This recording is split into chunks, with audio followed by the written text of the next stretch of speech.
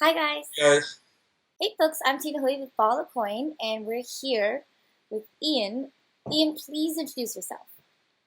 I'm Ian DeMartino. I used to write for Cointelegraph, miningpool.co.uk, and we've now launched a new site called CoinJournal.net, which is completely ad-free, and hopefully community can help support us on that. So actually, what's funny about what you just said is we sort of are that model too. It's like ad free, but we have ads. We're testing ads, sadly, because the community crowdsourced content promotion and helping of the content that you want with the writers that you want and people who publish the content is kind of a slow movement to kind of get people used to paying for things that they're interested in or and such. I don't know. What are your feedback on that? Well, I mean, certainly it's going to be an experiment. I don't think it's going to be easy. Uh, I don't need to get rich, so I just need to be able to pay my rent. And I'll be eat. happy with I'll be happy with that. Eating and And rent.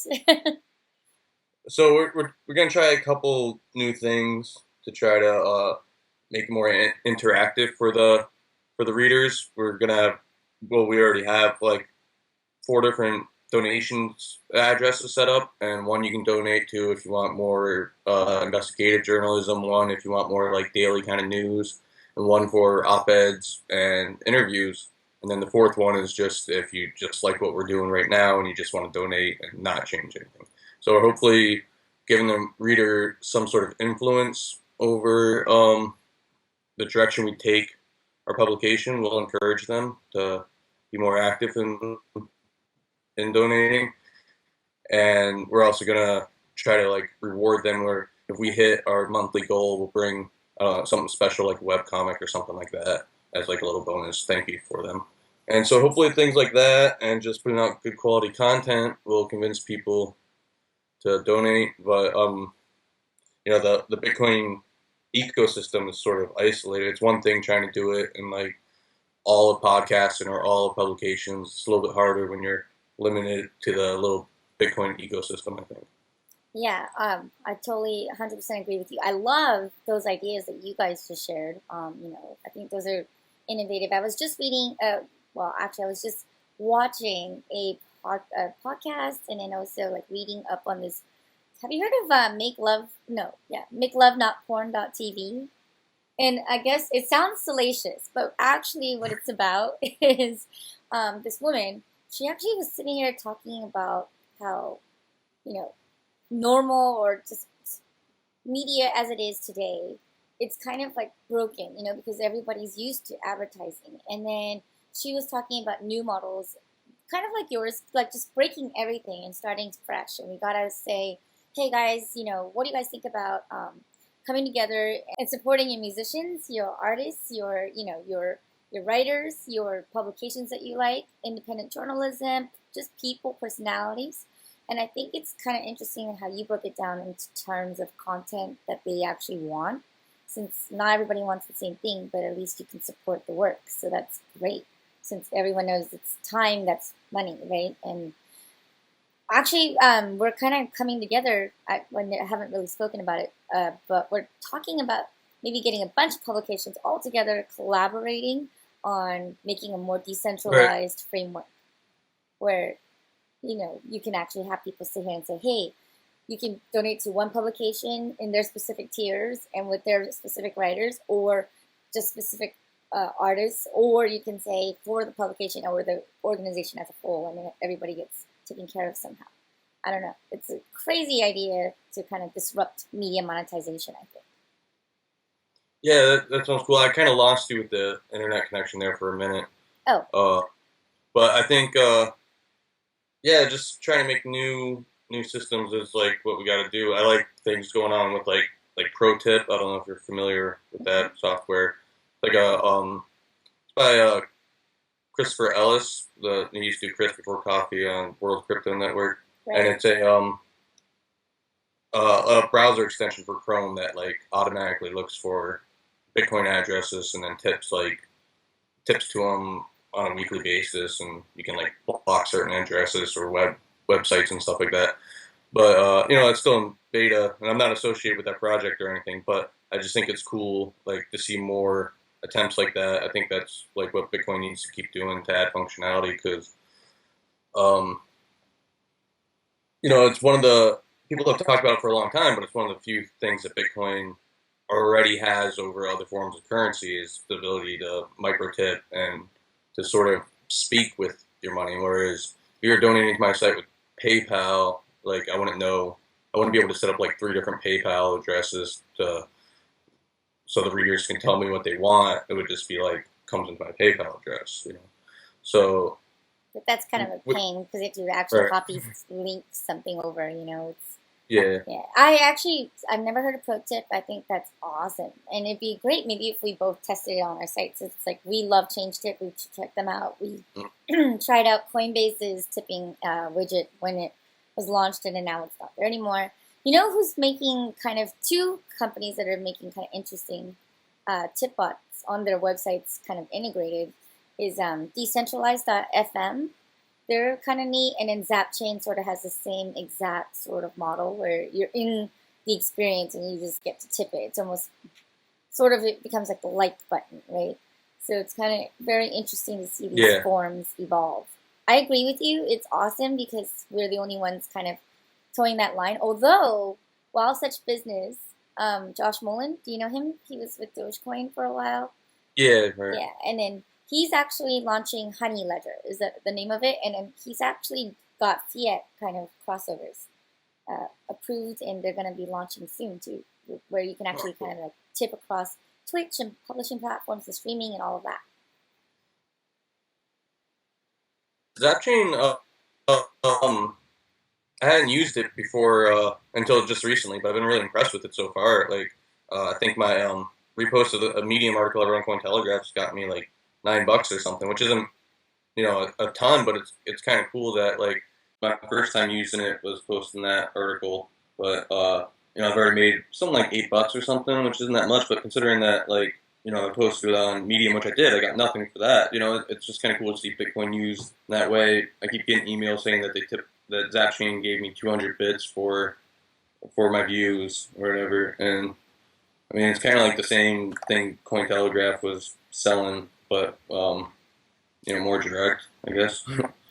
As like the views go to the person who published it. I'm sure they made some money off of it too, but it's just I don't know. It's just cool that as opposed to like Reddit or something where you don't see any of the benefit of your articles. I think it's pretty cool. Yeah, well, I used it kind of yes this week actually. I tipped you. Your Oh, article was thank you. very interesting there. Well, it was a very thorough piece, So I was like, that must have taken a while. You've made some good points about journalistic integrity, so I wanted to definitely um, support that. Also, it's kind of hard as a publisher. You're kind of like, okay, we all don't have money, right? Let's be honest. Bitcoin media aside, all media companies are in trouble right now. I mean, GigaOM just went out and died.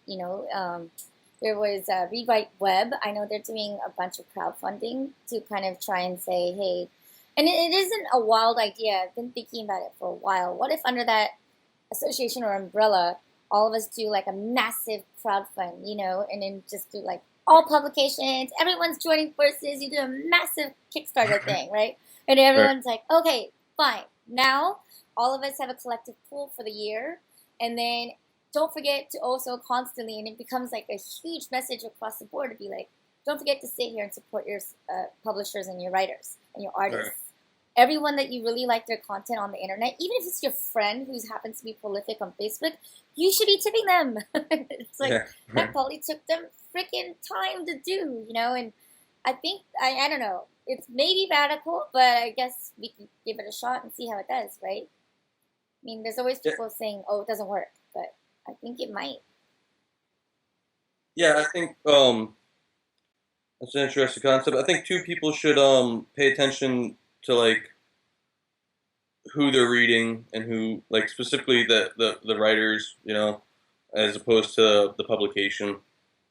Because I think there's a big variety of quality writing Cointelegraph or Crypto Coin News or CoinDesk, and between the individual writers, and you should like support the writers you think try to work hard, that you can see work hard on all their articles and aren't just like rewriting other articles. They have the best content. Yeah. Are you aware of the fat Jewish guy on Instagram? Who's that? Well, he's like this guy who I guess like 5 million followers on Instagram or something, and he had like this deal with Comedy Central, and his whole site is just posting funny memes and stuff. But it just came out that like all of his memes were stolen from like other people. Like he doesn't have a single piece of original content on his site, and so Comedy Central dropped him. But because he also didn't give credit, right? Yeah, he didn't give credit to anyone, and the point I was making was that like, but tons of people followed him as opposed to like looking for the original, and the people who made the original, probably would have liked to get the money. He has millions of dollars, has his own wine company, his own T-shirt company, all based off of this fraudulent, like, just blatant plagiarism. It's crazy. What? That's pretty crazy. I haven't heard of that, so I'll definitely look into that. So it's just like, what say to listeners out there is just to pay attention to where the stuff originally comes from. Try to give credit to the people who did the actual work and not just people who saw the article, rewrote it quickly in an hour, and then published it and got it on Reddit and got more upvotes and then more views and all that. I agree. Actually, when we first launched Follow the Coin, the whole goal was to sit here and say, if you're a writer and you contribute to us, we obviously are a startup, and we don't have money, but and we're media, which means media, it's also tricky. Do you know media companies actually have the hardest time raising any money? So if you, as a publication, wanted to keep running and then like hire writers and such, it's actually way harder to get people, even private investors, than any other type of business. Because what you need is to show traction, and you need to show you know your shit. You have to know what you're doing and saying, and so it's important for them to sit here and say, you have the traction, you have to get millions and millions of views, and then people will say, okay, we're going to give you some money so you can keep going and hire more writers. That's the same thing that happened to Reddit. Like, they just sat here for, 5 years building that community, just trucking along. I don't even want to imagine what kind of shoestring budget and what kind of aggressive, community-wide sales they were trying to do with their, Reddit community gold and such. Right. And that's the same thing with Wikipedia. Like, Wikipedia is being run, and they're asking just for $3 a year from every user. And even that, I don't think they're even getting that level of traction on that, donation. And so if you think about it, though, you do kind of need to support them in order to support writers. But then, or because I think the internet, the problem is everything has become so noisy, right? Like, and so people are not even attributing or being attached to authors as much anymore or like content creators as much, unless you have like a true brand, right? And it takes years and years to build. And then that voice and then that, that level of content will stay around, and people will say, okay, I recognize that work. But say you started, writing for CoinJournal, and then you're writing for us, and you're writing for CoinDesk, and people don't understand that it's you writing it, or, like Pete Rizzo, or like, a bunch of these folks that are doing really great work, like Tony Days, and you're going, they don't understand that these are the people behind that content. They just look through the content, skim, and leave. It's like, no offense, let's be honest, nobody actually... It's a hard time right now where before, at least qualitatively, with like publishers of books, or publishers of music, they would actually make a giant vehicle around, hey, this is the artist, they're awesome. And now everything has gone the way of like independent artists, where you have to actually sit here and pave your way.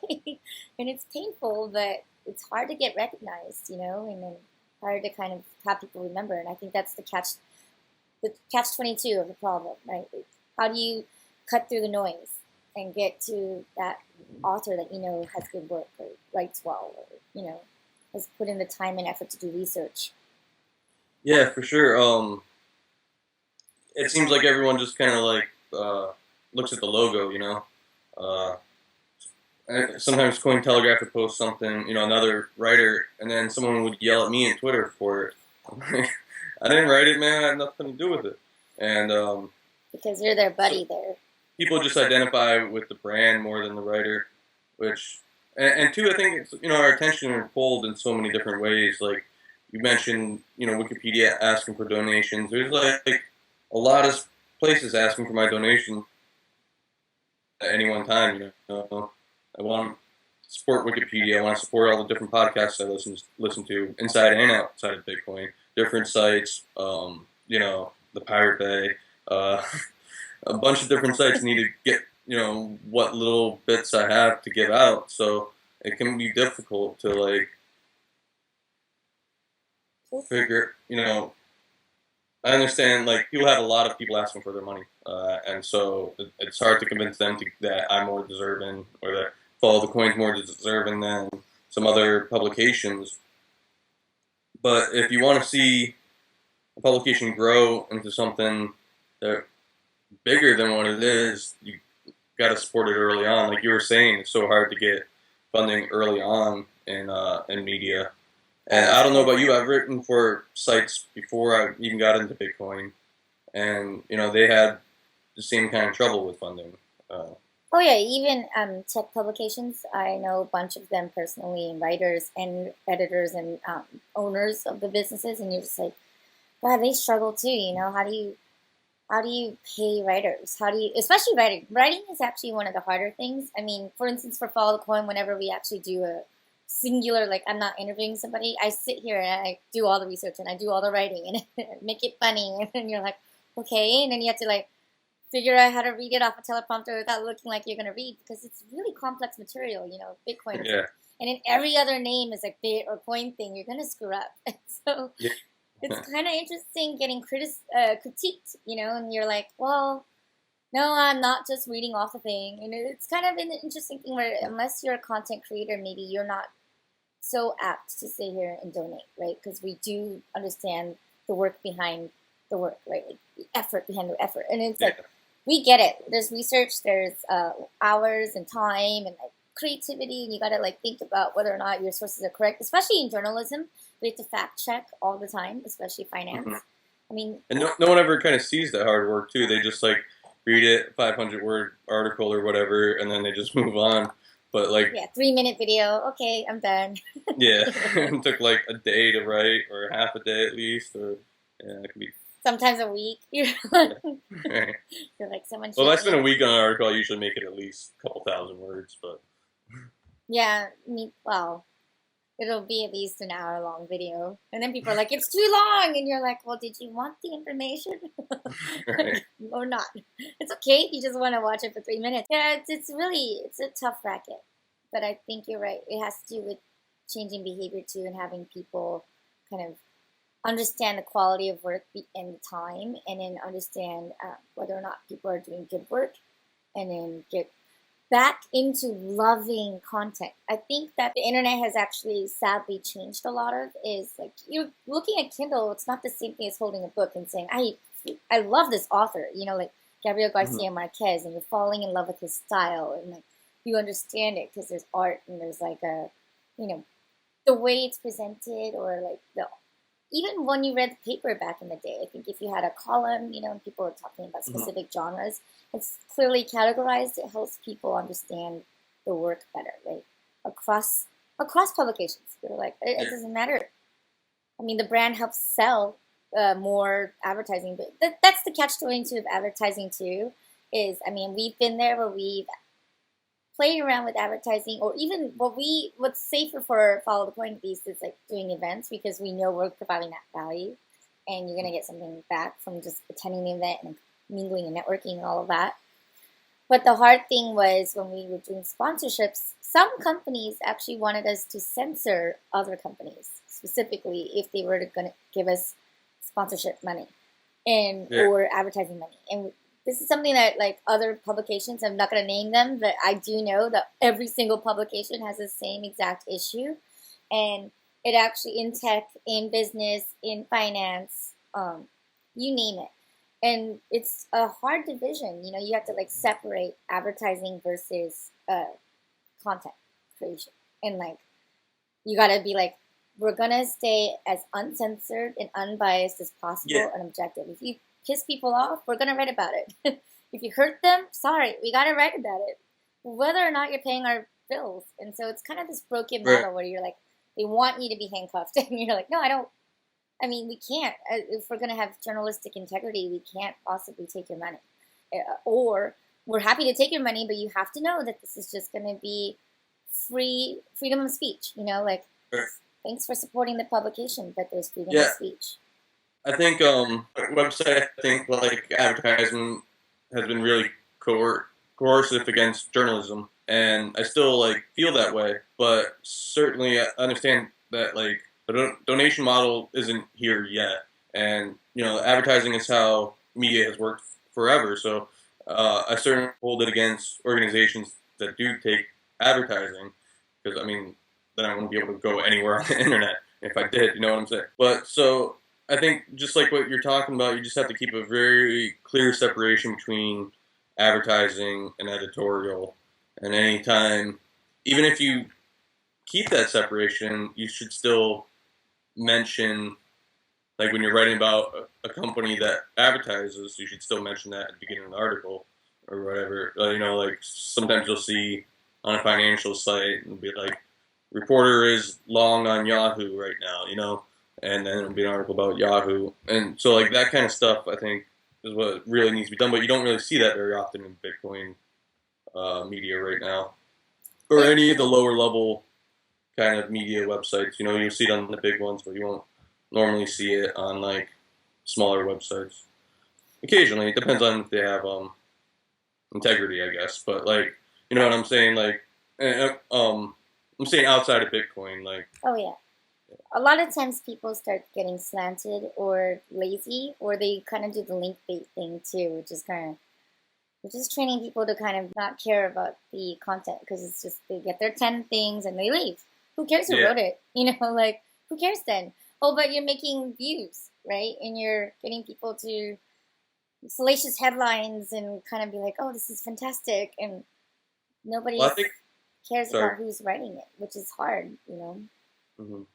I think there's going to be another sort of reckoning with the clickbait stuff, like how there was in the early 2000s, where all of a sudden people realized that those like punch the monkey banner ads that used to be big back then weren't like generating any actual income. They were so annoying. A big circle thing going on, like of money going through the same hands over and over again, and the whole advertising thing at that point collapsed. And a lot of sites almost went under or did go under. And I think we're going to see another one with that, where this clickbaity, like, this dog saw this baby in trouble, and you won't believe what happens next. And, those kind of, I don't really know, but I think my prediction is that stuff's not going to be effective in like 5 years. I agree. It's even, like the whole, you're in mobile and everything's like, oh, you're playing a video game? That's great. You're reading this article? That's great. Please sign up. And you're like, this is so annoying. I understand why you need a wall garden, but it's so annoying. Like, you start thinking, maybe what we all need to do, because it's just what this woman was talking about in her broadcast. I'll put the link below on the YouTube description or in the article as well. But her points were so valid. She was like, you're sitting there and you're in agony. You're like, okay, I want to know what happened with the cat. And I'm sitting here, I have to watch a freaking advertisement and then wait for the skip this ad, and you're like, why are we waiting so long? And so it was kind of a very poignant thing to sit here and say, yeah, it needs to be broken. It's even for follow coin on YouTube. It's like, it's a shame we have to do the advertising, because it does help us eventually. Sometimes, once in a while, some advertisement I think is quite funny. I'm guilty of it, though, as much as we say it's annoying. Every now and then the advertisement is something you really want, and you're like, oh, right, I didn't know about that thing, or I forgot I was supposed to run that errand, and then you click through the ad, and I probably paid myself. Like, if you have let's say you have a Bitcoin website and you have Google AdSense on there, that's probably not going to influence your decisions editorially, because it's just Google AdSense. Right. Or if you have a YouTube channel and just the commercials they play right before the YouTube channel, like they're not going to call YouTube's not going to call Follow the Coin up and be like, hey, stop talking bad about just pulling this out as an example, Litecoin, or else we're going to pull your advertising. Like, So like that stuff I think is fairly mundane or is fine. I think you're right. I think, And I try to watch the commercials sometimes. Try not to always skip them. yeah, me too. Some of them are getting really It's clever. funny. Yeah. What? Some of them are really getting really good and clever, great storytelling. You're like, Yeah. oh, I'm watching it now. Yeah, it's an interesting problem. You're right. Maybe that's what needs to continue happening is maybe contextual advertising, where it runs on the sidebar, and then that helps you generate revenue from a rev share. That's probably going to be far more interesting than sitting here like having to deal, source, and flow everything. And it may be, and this sounds crazy, but maybe.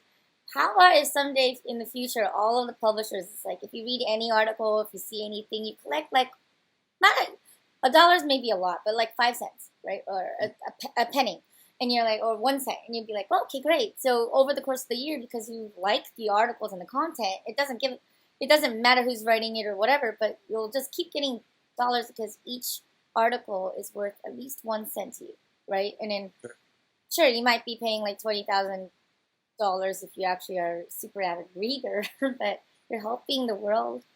Or maybe it's everybody pays $3 or $5 to like be a reader, right? But Yeah. it's hard. I mean, how do you instill that? There's this podcast that I listen to a lot. Well, it's two podcasts by Dan Carlin. I don't know if you've ever heard of him. This is a political podcast and a history podcast.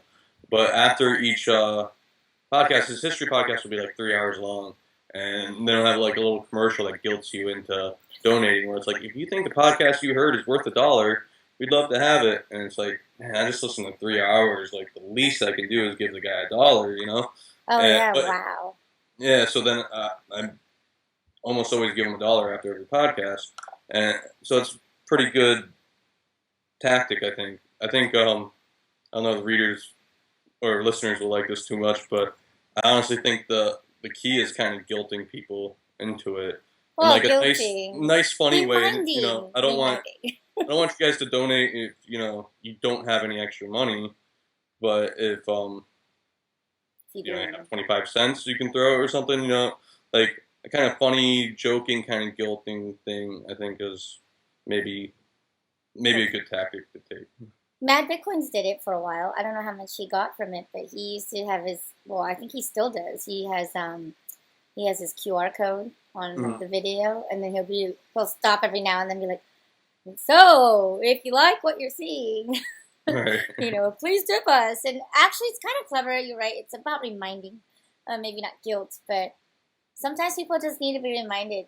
Like I'm learning a lot as well. Like I think even YouTube creators will have to remind people to like hit the subscribe button or like this video, like come back and show it to your friends. Like maybe it's just hard for people to remember that like, hey, there's a human behind this, and you can help support the human to live and continue doing this work instead of going broke and being homeless on the street. And so, Yeah. I don't know. It's a good point. If I don't, make it writing, I'll just have to go back to the restaurant industry, and I'm not going to be contributing to society at all like that, right? So, I mean, I guess to the people that come into that one restaurant, but I mean, well, yeah. If I don't make it, I'll work for a tech company. I'm like, well, there goes the show. There goes any. Yeah, it's kind of an interesting thing. How do we get there? But hopefully someday it won't be so hard for folks to, I like how Wikipedia does it. Like, donate $3 a year or $5 a year, and and they do kind of the guilt thing too, because they'll be like, if everyone reading this ad at this second just donated $1, we'd reach our fundraising goal. And I've seen stuff like that on there, and so I think they kind of do the little guilt thing too, because then you're like, man, I'm one of those guys who aren't donating, and then like. And it kind of makes you feel good when you donate, though, even if it's only like 25 cents or $1 or something. It kind of makes you feel like a good person, which is like a great return, I think, on 25 cents or $1. Oh, totally. I think anytime you support somebody else, it's kind of like how they say karma. Like pay it forward. You just do one good thing a day, and that makes you feel 100 million times better. So if you do like 15 great things a day to help somebody else, or even nobody, if you like pick up the trash because it's like in the sidewalk and you're like, well, this is gross. Like, you're contributing to society and a better world and community. So what's so bad about that? Right. Yeah. Well, I mean, I'm with you 100%. Let's keep collaborating. It was funny because the same podcast, she called it, she was like, media and advertising to this date has been collaboratively competing. And so Hmm. you're like sitting here like, oh, they're doing that, so we got to do it. And she's like, no, no, no, get back down to basics. Like, focus on what you like to talk about, what you like to do, what you're passionate about. And then, like, ask for support for that. Get Yeah. creative on that level. But like, go sit here and like reach out and be like, I need to do this too. And you're like, no, but everyone's got a different style. Everyone's got a different Right. depth of research or depth of homework or depth of writing that they are doing, and or art and music. And so you could just kind of go with what flows, and then the rest will follow. And what matters is we do need to disrupt media, or media is gonna die. Like Right. it's gonna die if we don't disrupt it and be like, okay, this is how we monetize, this is how we're gonna run business models. I love the ideas of like different content streams. You're like, do you like history? Do you like all of these things? And it's awesome because actually it makes more sense. Because I never understand those webinars. I'm like, well, but Yeah. they're at a set time. Right. I'm busy at that time, and I'm like, well, I would pay for this anyway if this was like, really good content. But Right. it's an interesting. I guess we're all evolving, and if we work together, we could come up with some interesting strategies all together. Yeah, and it's like the internet's been free for so long, you know, and but that free content has come at a price, and for a long time it was just like VCs were just throwing money at like any company that got or any website that got any amount of views, in the early '90s. But that isn't the case now. Now it's all about, um, the only way to pay for stuff is advertising. And when you don't have 100,000 views, the only way you're going to get enough from advertising to pay writers a living wage is like through like some shady stuff. Well, I worked for Giz China, and they're great. I don't know if they're doing any shady things, but they have hundreds of thousands of views. I think they're about the same size as Cointelegraph now. They used to be way bigger than Cointelegraph when I started Cointelegraph, but they're paying me $4 an article, and that's not very much. They only had to be 300 words, so I could pump out a couple of them a day. But like, I managed to pay my rent on that with a couple other sites, but it was like, I was working nonstop, like probably 60 hours a week or something, Yeah. and that was just barely getting by. And so that's what it takes and that's a very large site. I mean, within its little niche of Chinese gadgets and stuff, it's you know, it's probably the biggest or second biggest or something, and they could barely afford to pay me. And Andy Sky's the owner of that site's a good guy and everything. I'm sure he's paying what he could afford to pay, but like that's the reality of writers on the internet. I don't think people realize that. Some troll on Reddit the other day was saying that I'm swimming in cash. It's like I don't even remember the last time my bank account was over 4 digits. So like I don't know what where he's getting that from. But the I'm like, reality of writers is not like a lucrative thing. I don't so, think any of us do this for the money. yeah, the reality of content creators, period, I think, is, I mean, ChangeTip has been around and we get a few donations here or there, but I think they average up to about maybe $2 per random day. And so Right. you're like, oh, great. Thanks so much. I mean, really, thank you for it. But it's also like, it hardly covers the rent. And I actually do some minimal consulting on the side, marketing wise, because that's Right. what I used to do before. So very minimal. I keep like 2 clients around, and I help them with their tech projects, not Bitcoin projects. So there's no conflict of interest. Mm-hmm. And and that pays the rent, but it's kind of like, wow, like, well, the coin is not flooded with cash, and it's funny actually. A lot of times I get yelled at because they're like, oh, your video is so old, and you're like, well, it's mostly a team of one, and we have a small like team of like maybe 4, 5, 7 people that work mostly for free, and Right. they put in the time when they have time, and Yeah. that's how we're run. And we'll get approached by people and say, "Put us on the show. We're cute. We're funny." And I'm like, "What do you know about Bitcoin?" And they're like, "Not much." I'm like, "FinTech, finance. What is your background?" "Don't have much." I'm like, "Sorry, Right. we can't just put that's integrity too. We're Yeah. not here. There's plenty of people, and I'm not going to name names, but we all know them. And big news corporations are doing this too, where they hire very good-looking people to get on camera to talk about things that they have no idea about. And Right. there's no integrity in that. There's no, they don't actually know the industry. And so when and if we ever add other people on the show, it's going to be people like you who know what they're talking about. They'll be like that, not, "Oh, I'm cute. Put me on the show. I want to be a talking Right. figurehead." And you're like, "Guess what? I'm not a talking figurehead. I do all my writing and work. You got to Right. do it too. We pound the pavement. If you're not willing to pound the pavement, no free ticket."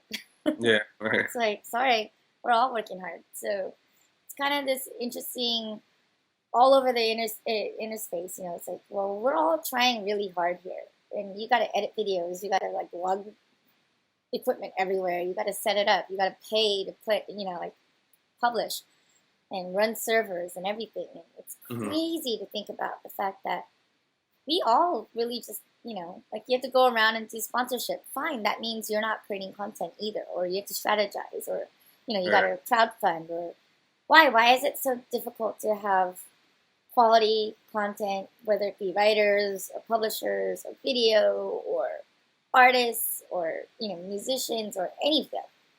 Why is it so hard to value that? Again, Yeah. I think hopefully, I mean, it might take some sort of collapse. revolution. Yeah. Well, some sort of collapse of the current funding method with advertising. But hopefully, I don't think, or hopefully, I hope it doesn't, because we have Bitcoin, we have this tool that now enables it, and we just need to use it. They've been promising micro tipping and tipping economy since the internet came out, and now we have the tool to do it. So now we have to do it. We have to actually Yes. go through with it. Yes. Actually, yeah, that's what's great is I think Bitcoin actually paved the way for fintech innovation. And, now you're seeing all of this crazy stuff happen because in Bitcoin, who cares about boundaries, right? And borders. And so it's kind of fun to see. And you're right. You know what? We're going to get it done. I'm going to keep focusing on that, getting a giant crowdfund together. And we all have Kickstarters that support us throughout the year. Why wouldn't you just be like, okay, I do want some swag from, CoinJournal or Follow the Coin or TechCrunch or Mashable or Read Write Web, and then be like, okay, I'm going to pay for that by doing the Kickstarter model. Oh, I want $25, we Right. all, you know what? I'll spearhead it. I don't know if I have any spare time ever, but I will spearhead that, and then we'll all be on the one platform kind of saying, you should help your content creators thrive as well. Yeah. We're important Yeah. too. Yeah, great. Well, I don't know. I think we've beat the subject to death at this point. You're right. Do you have any other great things that we should know about? No, I think that's it. I think that's all I got. Oh, thanks for being on the show so much, and No problem. Thanks for having me. keep up the good work. Thank you. Definitely, and thanks for leading by example. We're gonna check out the content vertical things. Maybe that'll help. Bye, guys. Guys.